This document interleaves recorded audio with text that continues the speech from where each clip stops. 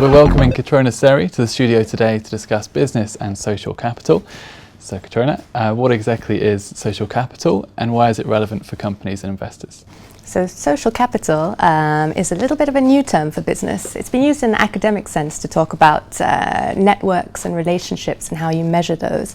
But in the World Business Council for Sustainable Development, we're introducing it as a new term to refer to the full range of resources and relationships that are inherent within people and society.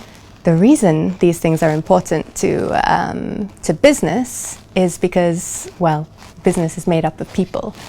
Business operations, business organizations are dependent on these resources that are provided by people. For example, you need skilled workers, you need a well-informed supply chain, and you need a solid consumer base who trusts you and is aware of your products and services.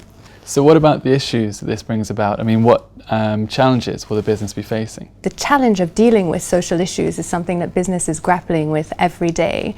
The problem is that it's grappling with it from multiple different perspectives. So you have businesses that are looking at their license to operate and are looking at measuring their social impacts on development in developing countries, for example.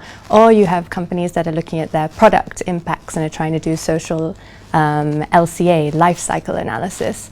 You have companies that are doing social return on investment analysis and trying to think about when they make large investments, what are the social benefits that come back from that? And you have companies that are looking at new monetization techniques increasingly, so social profit and loss accounting, trying to put social value on their measures so they can get a handle on these impacts and dependencies that they have on society.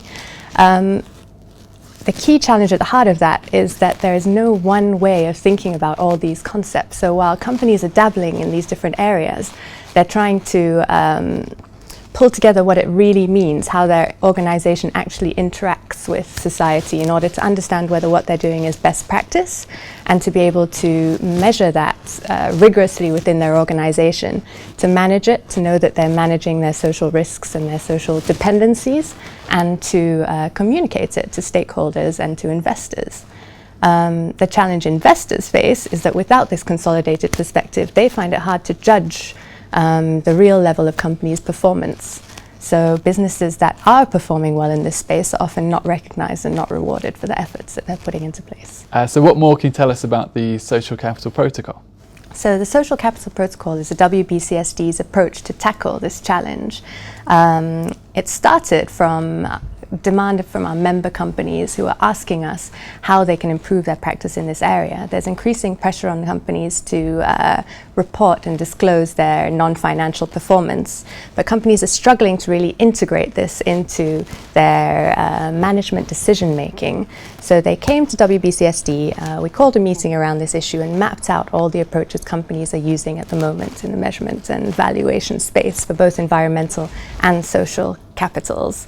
And came to the conclusion that it would be really helpful to harmonize this space, to bring it together and to provide companies with clear guidance.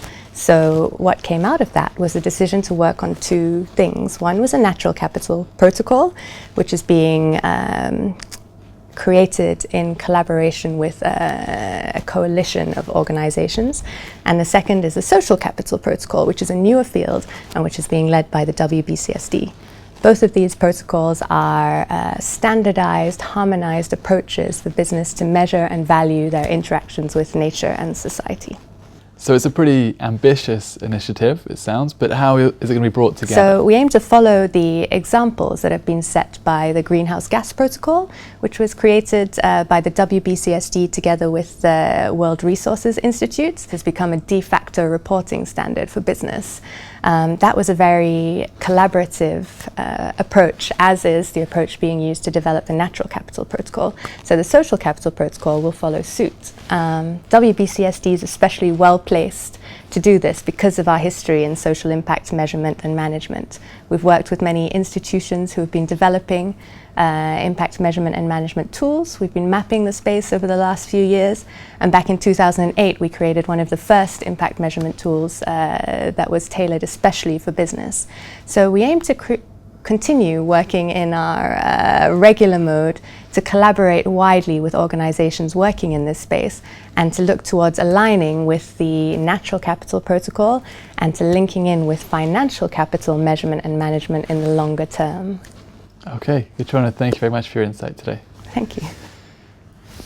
And thank you for watching. Be sure to click back to Djugoscopy TV for more updates and exclusive interviews. We'll see you next time.